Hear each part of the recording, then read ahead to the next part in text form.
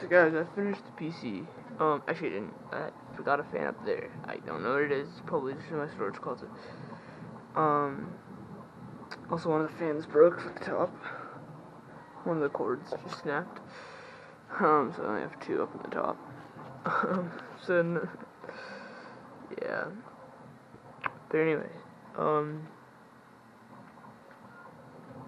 yeah, she works pretty well. See here. There we go. Very nice. But I don't have a graphics card. That's a little bit of a problem when you're trying to boot it. So I'm probably just gonna have to pull out one of my old graphics cards and see if that works. It's like PCIe 2.0. This is 4.0. But I think it works. I think they're backwards compatible and everything.